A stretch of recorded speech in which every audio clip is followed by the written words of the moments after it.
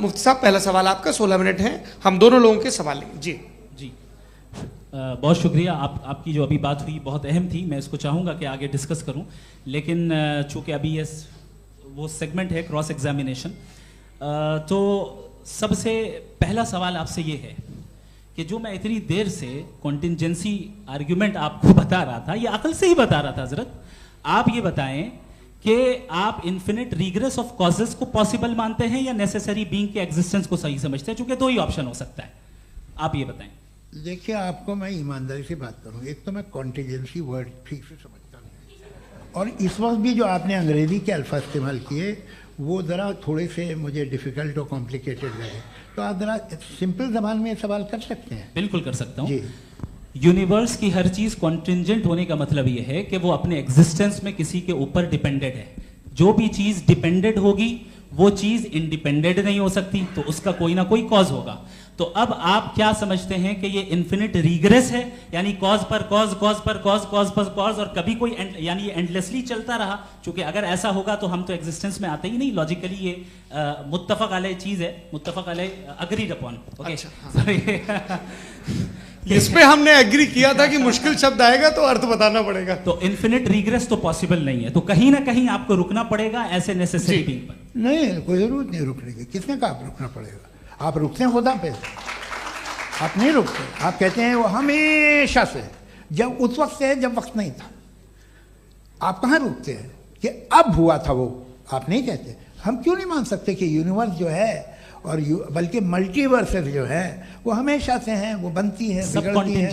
एक हमारे यहाँ एक चीज़ है ब्लैक होल, वो समेट लेता है वापस, फिर ब्लास्ट होता है, फिर फैल जाता है। और इसमें हमारी तो खैर कोई औकात ही नहीं है इंसान की। एक छोटे से ज़र्रे पे हम 50-60 साल की उम्र रखते हैं, जो करोड़ों अरबों साल की कायनात है उसमें, और पैदा भी नहायत ही बेहुदा वजह से हुए थे। तो इसमें ये सोचना कि इसकी वजूहात और ये क्यों है, ये डिपेंडेंट है, ये हम देख रहे हैं, क्या मालूम। आप सोचिए कि ये जो फैल रही है कायनात, ये कहाँ फैल रही है, ये कहाँ जा रही है, और ये फैल क्यों रही है? अरे बना ली थी तुमने, रुको भैया, हाँ काफ़ी है। ये फैल क्यों रही है? ये और कौन सी कायनात जिसे मैं दूरबीन से देखता हूँ तो 2 बिलियन लाइट ईयर पे है, उससे मेरा कोई वास्ता ही नहीं है। 2 बिलियन ईयर यानी अगर मैं 80,000 माइल्स पर सेकेंड से चलूं तो 20 करोड़ साल में वहां पहुंच जाऊंगा। इसकी जरूरत क्या थी? ये दुनिया, ये कायनात तो इंसान अशरफुल मखलूकात के लिए बनाई गई ना। तो ये सब ये टर्म समझ में नहीं आया, इसमें कोई खास समझने वाली बात थी भी नहीं। ये जो अल्टीमेट कहा यह जाता है कि ये जो पूरी यूनिवर्स है, ये जो दुनिया है, ये इंसान के लिए बनाई गई। अच्छा, ये सब इंसान के लिए। क्यों साहब, सही है ना? बिल्कुल, लेकिन इसका ये मतलब नहीं कि किसी चीज के पीछे रीजन आपको नहीं पता तो रीजन नहीं है, इसे कहते हैं नहीं, मुझे नहीं पता, लेकिन मेरी जिम्मेदारी नहीं है। वो बिल्कुल सही कहा था उसने, बर्टन रसल ने। आपने उसे मजाक में टाल दिया कि भाई आप एक दावा कर रहे हैं, मैं क्यों कहूं कि ये गलत है दावा? आप प्रूफ कीजिए, मेरे पे जिम्मेदारी ही नहीं है, मैंने थोड़ी कहा है। आप प्रूफ कीजिए कि ये सही है। आप आर्ग्यूमेंट ऑफ कंटिंजेंसी का जवाब ही नहीं दे रहे हैं। पूछना चाहेंगे? आप सवाल पूछना चाहेंगे मुफ्ती साहब से? क्योंकि ये क्रॉस एग्जामिनेशन का दौर है। आप जैसे पहले बोल रहे थे फेथ को लेकर कुछ, मैं ये पूछना चाहूँगा कि खुदा ने जो भी रेवल्यूशन किए हैं, एक मज़हब के नहीं बहुत से मज़हबों में किए हैं, अलग अलग रेवल्यूशन है। कहीं कुछ एक बातें हैं, कॉन्ट्रडिक्शन भी है आपस में, कहीं कुछ आप कर सकते हैं, कहीं कुछ नहीं कर सकते। ऐसा नहीं है कि सबकी कोड ऑफ मॉरल एक है। तो ये किस्सा क्या है? अब आप ये देखिए कि मुझे कभी कभी लगता है कि जो फुटबॉल फाइनल होता है, लाखों लोग होते हैं, फिर वो टीवी कवर करती करोड़ों लोग, अगर उसमें खुदा की एक बूमिंग आवाज़ आ जाती, मैं गॉड हूँ, तो सारे लोग अभी सुन लेते और टीवी पे भी सुन लेते, किस्सा खत्म होता। ये इतनी राजदारी क्या है कि तुम सामने कुछ तो सबूत दे दो हमें सॉलिड। ये कह साहब ये यूनिवर्स कैसे बनी, इससे मसला क्या हल होगा? मैं पूछूंगा आपसे खुदा कैसे बना? क्यों नहीं पूछूंगा कैसे बना? बल्कि वो तो कायनात से कहीं ज़्यादा इंटेलिजेंट है, कायनात से कहीं ज़्यादा कॉम्प्लेक्स। जी वो हमेशा से है, आप कहेंगे मैं मान लूँगा। अच्छा दोयम, वो कादिर मुतलक, यानी कादिर मुतलक का मतलब ओमनीपोटेंट, वो जो चाहे कर सकता है। आपको नौकरी दिलवा सकता है, आपकी अच्छी जगह शादी करवा सकता है, आपके पड़ोसी का मुकदमा हरवा सकता है, आपको जिता सकता है, सब काम करता है। थोड़ा सा माइक क्लोज जी। वो इस दुनिया को चला कैसे रहा है, ये दुनिया कैसे चल रही है, आपको इस पर हैरत नहीं होती? या क़यामत के बाद कभी एक जस्टिस होगा, जब ये बच्चा मर चुका होगा जिसकी धज्जियाँ उड़ गई बम से, इसको इंसाफ मिलेगा तब। अच्छा, अब जवाब दूं? हाँ दीजिए। मैं वही सीधे आप ही तरफ। सबसे पहले आपने रेवलेशन और स्क्रिप्चर्स की बात की, इस पे मैं बात कर सकता हूं लेकिन आज नहीं करूंगा क्योंकि वक्त कम है, कभी और इस पे डिस्कस करेंगे। मैं तैयार हूं उस पे भी बात करने के लिए। ये क्योंकि अभी हमारा से topic- राउंड 2 की भूमिका तय हो रही है। Does God exist round 2? जी, चूंकि आज गॉड के एग्जिस्टेंस पे बात है तो मैं उसी के रिलेटेड जो है आपके सवालात को एंटरटेन भी करूंगा और मैं भी पूछूंगा। आपने कहा कि आपने साबित ही नहीं किया, जबकि आर्ग्यूमेंट ऑफ कॉन्टिंजेंसी बुनियादी आर्ग्यूमेंट है। आप मुझे कॉन्टिजेंसी का मतलब बताइए, आपका मतलब क्या कॉन्टिजेंसी? कॉन्टिंजेंसी का मतलब यह हुआ कि हर वो वजूद जो किसी भी चीज का पाबंद है, हर वो वजूद या हर वो चीज जो अपने एग्जिस्टेंस में किसी भी चीज के पाबंद है और उससे बाउंड है, उसको उसकी जरूरत है, उस पर डिपेंड करती है, तो जाहिर सी बात है कि उसका कोई ना कोई कॉज होता है। ये तो अक्ल की बात है, ये आप रीजनिंग की बात करते हैं, मैं वही कर रहा हूं। दूसरी चीज आपने ये बात कही कि इतने बिलियन लाइट ईयर्स दूर है, उसका मेरा क्या लेना देना। फिर मेरे ख्याल से आपको ये नहीं कहना चाहिए I think therefore I am an atheist. आपको सोचना चाहिए, सिर्फ आप एक लिमिटेड दायरे में रहकर नहीं सोचें बल्कि बाहर निकलकर सोचें। आपने तीसरा सवाल किया, आपने 2-3 सवाल एक साथ ऐसी बातें ना कीजिए, कुछ लोगों को इतराज हो जाएगा आप पे कि आप कुछ भी सोचिए। ये इजाजत आपको है नहीं, मुझे है।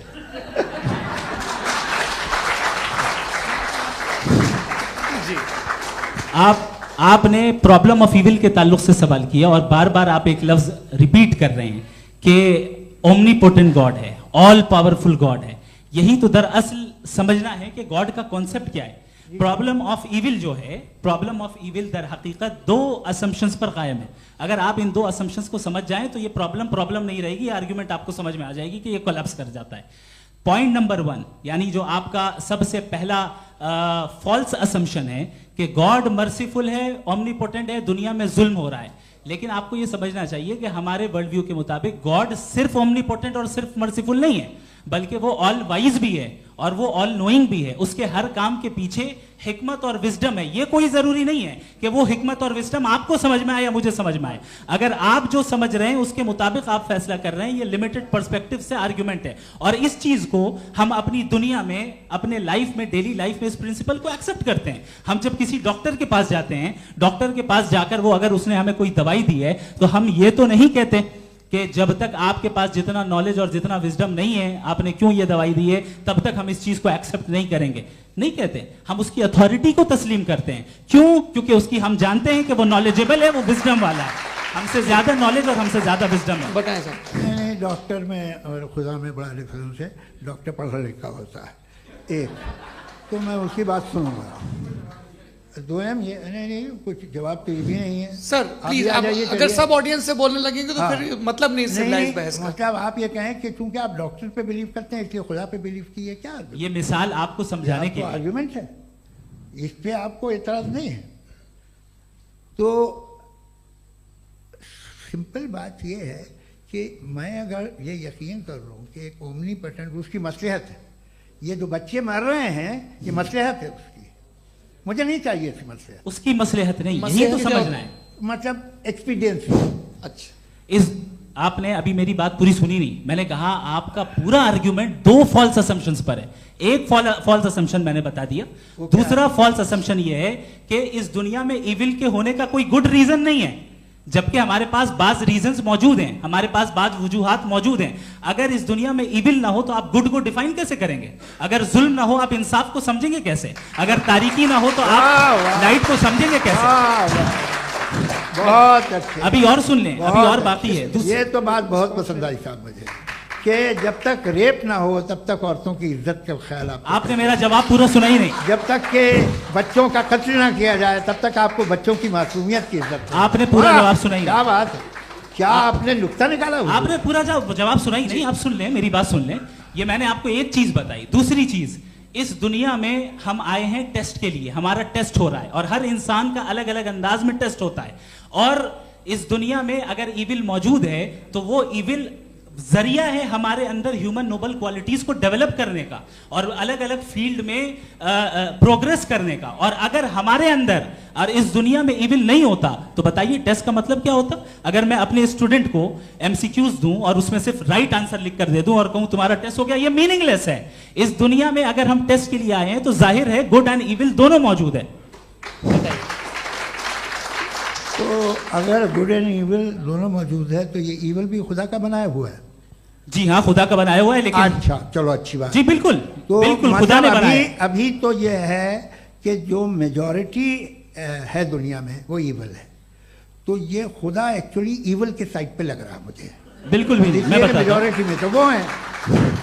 क्या बात कर रहे हैं भाई आप? मैं बहुत कोई भी जो मुंसिफ होगा, चाहे आपका अपना घर हो जिसके आप सबसे बड़े हैं, चाहे आपकी ऑर्गेनाइजेशन हो जो आप चलाते हैं, वहां पर आप इविल रखेंगे साबित करने को कि बाकी लोग शरीफ हैं? मेरी बात सुन क्या ये आर्ग्यूमेंट ही गलत है? अगर कि जब तक के कोई इविल नहीं होगा तब तक के शरीफ आदमी शरीफ नहीं लगेगा। अगर एग्जामिनर गलत ऑप्शन दे रहा है तो एग्जामिनर इविल नहीं हो गया। जो गलत ऑप्शन को सेलेक्ट कर रहा है वो फेल होगा। क्रिएटर ने इविल को बनाया है लेकिन वो इविल नहीं है। अच्छा सुनिए मेरी बात, हाँ। Let me complete sir. जी जी। क्रिएटर ने इविल को बनाया है टेस्ट के लिए, वो इविल नहीं है। इविल वो होगा जो उसे इख्तियार करेगा। छुरी को बनाने वाला गलत नहीं होता है, छुरी का गलत इस्तेमाल करने वाला गलत होता है। रेप को कैसे गलत इस्तेमाल करते हैं? रेप इंसान के फ्री विल का नतीजा है। ये रेप कैसे गलत इस्तेमाल होता है? ये मुझे अब सुन लें, अब सुन लें। गलत इस्तेमाल होता है। हाँ मैं बता रहा हूं ना, कैसे गलत? मैं बता रहा हूं जी। कि जो इविल इस दुनिया में मौजूद है उसके कई सारे तरीके हैं। एक तरीका इंसान का अपना फ्री विल है। अब अगर कोई रेपिस्ट रेप कर रहा है तो इसका गॉड का कसूर नहीं है, वो अपने फ्री विल का गलत इस्तेमाल कर रहा है, उसको सजा मिलनी चाहिए। अच्छा। और उसी के लिए जहन्नम बनाई गई है। ये फ्री विल का भी बड़ा चक्कर। आप जब कोई बुरा काम करते हैं या कोई बुराई होती है तो ये कहा जाता है कि ये फ्री विल है। 7 billion free wills are moving on this planet. 7 billion free will. और एक आदमी अपनी फ्री विल से मुझे कत्ल कर दे तो मैं खुदा की मर्जी से मरा हूं कि इसकी फ्री विल की वजह से? मेरी मौत खुदा के हाथ है या ये फ्री विल वाले के हाथ है? खुदा ने फ्री विल का निजाम बनाया है और उस निजाम का गलत इस्तेमाल करके कोई आपको मार रहा है, इस्तेमाल करके मेरा कत्ल कर देता है। अब मेरी मौत का जिम्मेदार कौन है? वो इंसान जिम्मेदार है। वो इंसान। जी। तो ये कहना कि और उसको सजा मिलेगी। तो अब आप आगे चलिए कि ये तय करना कि अल्लाह ही या खुदा, सॉरी अल्लाह ने, खुदा ही जिंदगी देता है, खुदा ही मौत देता है, ये गलत है। बिल्कुल गलत नहीं है। हाँ, नहीं, निजाम उसी ने बनाया फ्री विल का। निजाम मौत और हयात का उसी ने बनाया। You are contradicting yourself. अभी आपने कहा कि एक आदमी ने फ्री विल से आपको मार दिया, इसमें उसे फ्री विल दी गई थी, उसने गलत इस्तेमाल किया। 7 billion free wills are moving on this planet और आप चाह रहे हैं कि मैं सिर्फ खुदा का ध्यान करूं। ये 7 बिलियन फ्री विल्स को मुझे लुक आफ्टर करना पड़ेगा कि नहीं? ये तो तबाहियां कर रही हैं और तबाहियां ज़्यादा हो रही हैं। बिल्कुल। तो अगर आप बताएं अगर खुदा नहीं है फॉर एग्जाम्पल, तो आप इविल को कैसे डिसाइड करेंगे? यानी how can you define evil objectively without God? देखिए, दुनिया में 2 तरह के जानवर हैं। एक जो अकेले रहते हैं जंगल में और एक जो ग्रुप्स में रहते हैं।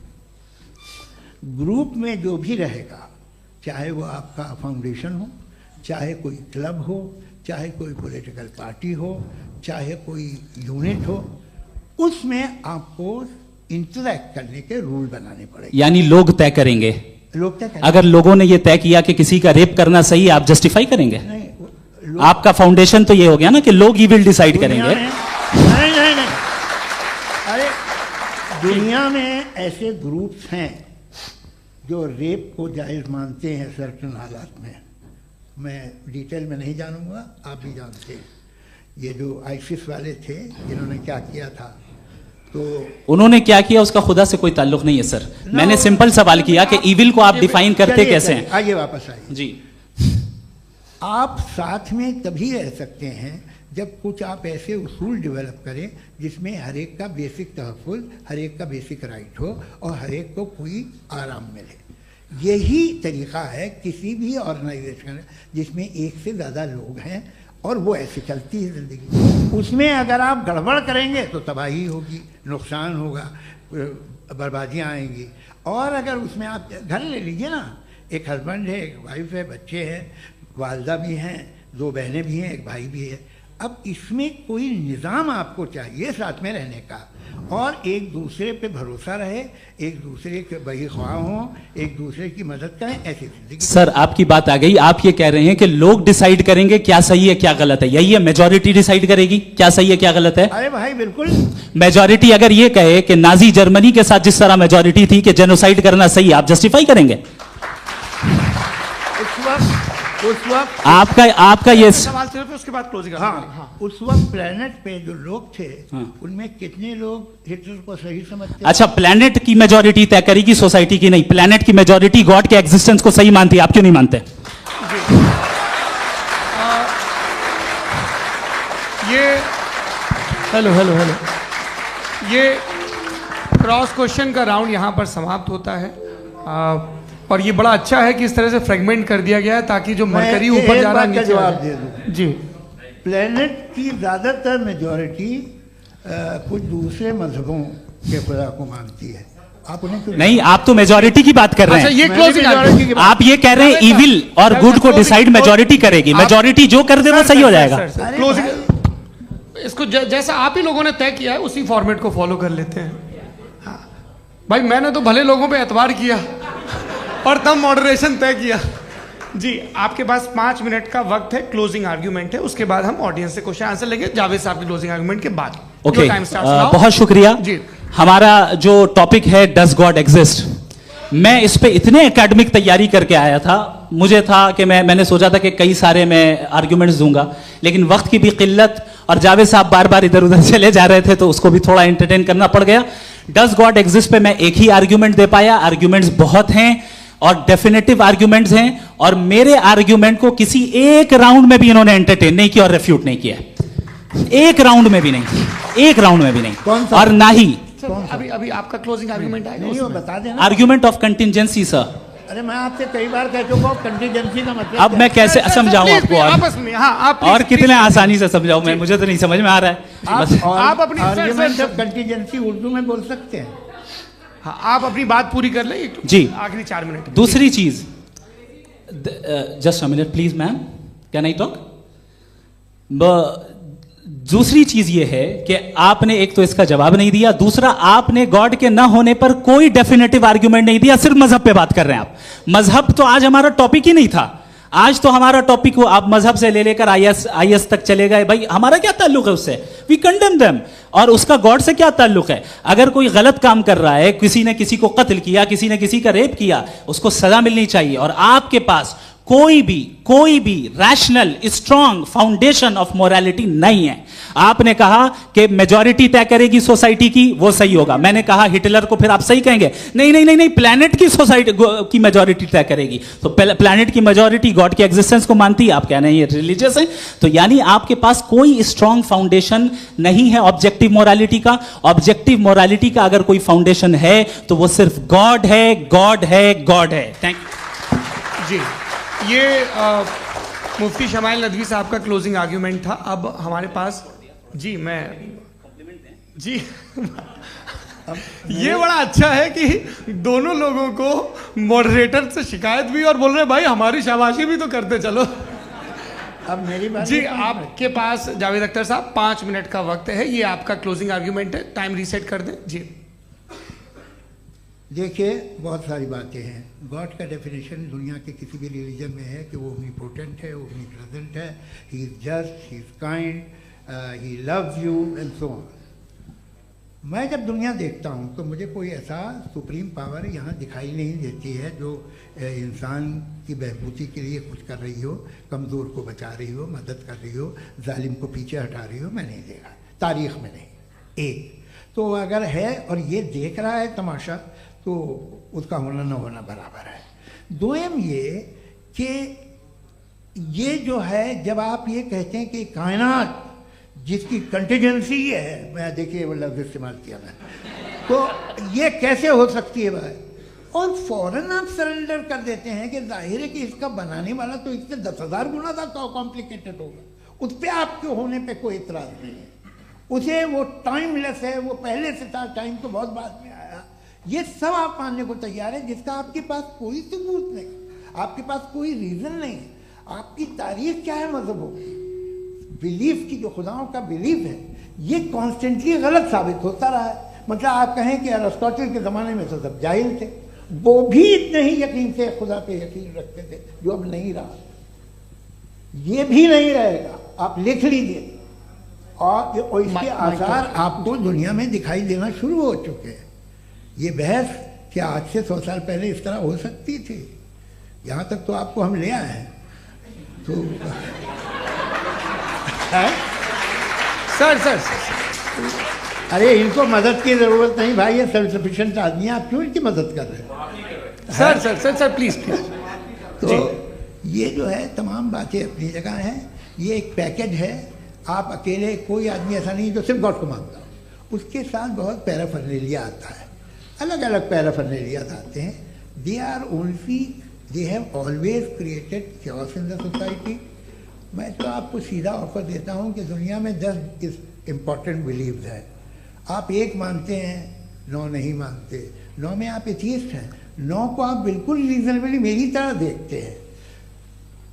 तो 90 मजहबी आदमी भी 90% एथीस्ट है, वो दूसरे खुदा नहीं मानता, एक खुदा मानता है अपना वाला, बाकियों को कहता है गलत है। अगर आप मानना ही बंद कर दे तो आपका 10% चांस है कि आप सही हैं और 90% चांस है कि आप गलत हैं। मेरा मशवरा है, आप मानना छोड़ दिए तो 50% चांस होगा कि आप सही हैं और 50% चांस होगा, 40% आप गेन करेंगे बाय बिकमिंग एन एथीस्ट।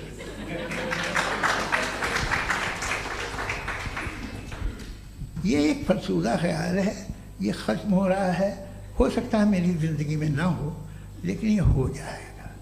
जो बातें ये इनको आप मेटाफिजिकल, ये वो ऐसे रिस्पेक्टेबल टर्म दे दिए, ये तो उन लोग के हैं जिन्हें ना फिजिक्स मालूम थी ना मेटा मालूम था, ये उन्होंने आपको दिए हैं।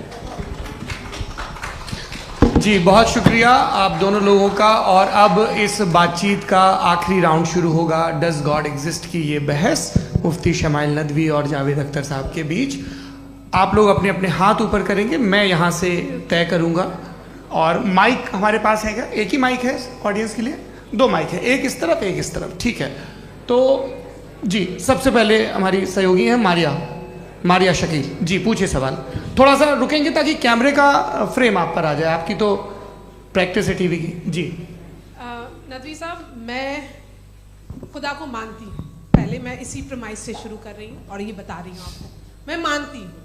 लेकिन कुछ सवाल हैं जो जावेद साहब ने उठाया, उसका जवाब आपको देना चाहिए।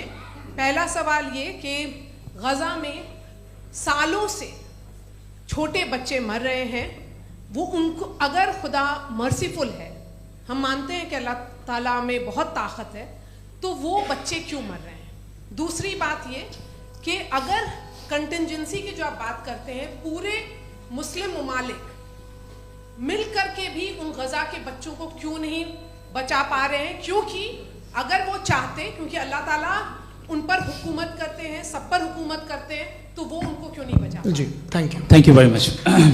बहुत अच्छा किया आपने इस चीज़ को जिक्र कर दिया, मैं इसको और अच्छे से एक्सप्लेन करने की कोशिश करता हूँ।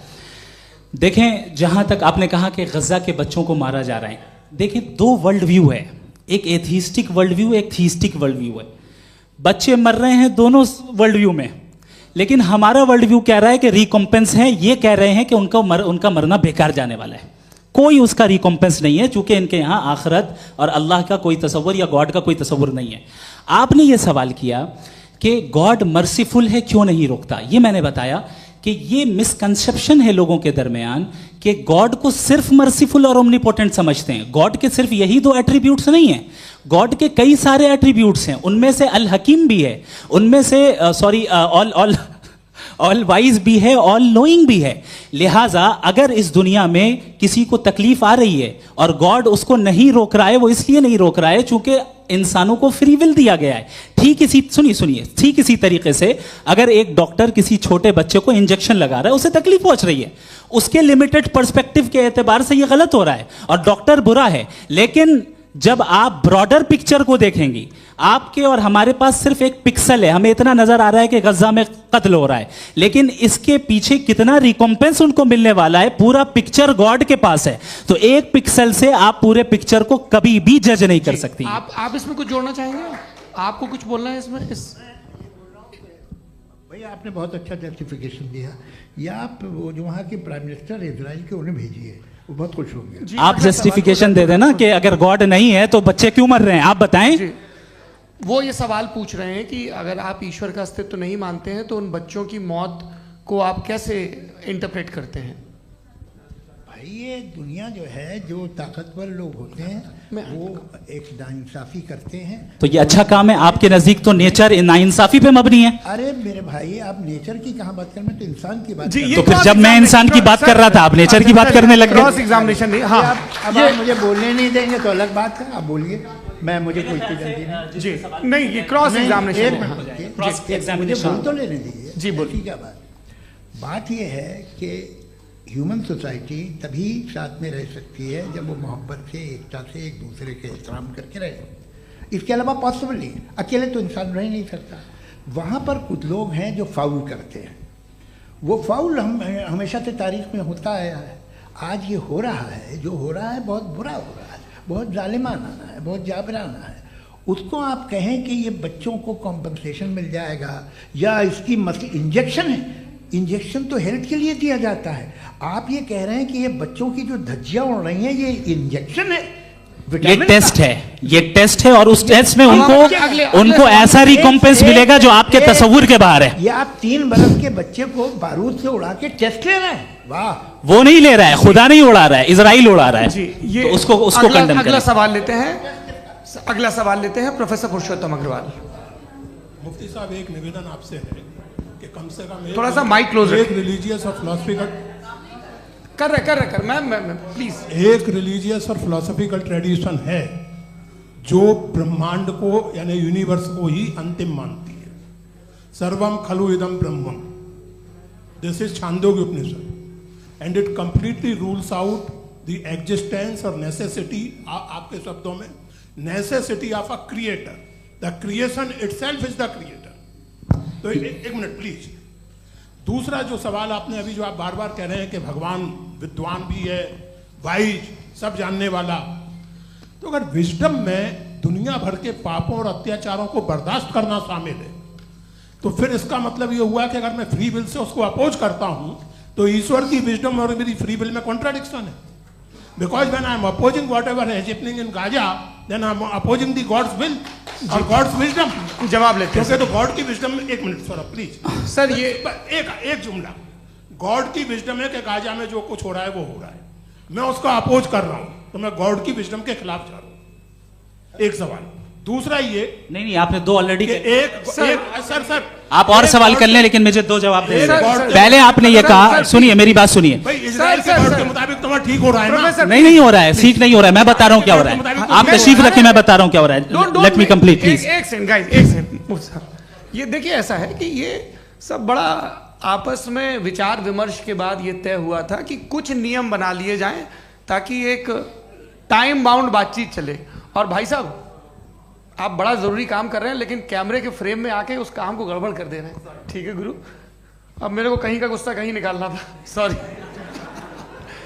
नहीं, कोई गुस्सा नहीं है जी। तो प्रोफेसर ने सवाल पूछे, आप उनके जवाब दें और थोड़ा ये सब लोग थोड़ा ख्याल रखें भाई, सवाल संक्षिप्त रखें जी। आपने 2 सवाल किया। सबसे पहला ये कहा कि हमारे पास ये कॉन्सेप्ट है कि ये यूनिवर्स खुद नेसेसरी बीइंग है, creation itself is the creator. How irrational is this कि मैं एग्जिस्ट करूंगा बाद में लेकिन अभी एग्जिस्ट कर भी रहा हूं, यानी एक ही टाइम में एग्जिस्ट भी कर रहे हैं, नहीं भी कर रहे हैं। This is not true. दूसरी चीज आपने कहा कि अगर इजराइल में, सॉरी माफ कीजिएगा, Israel doesn't exist, occupied Palestine में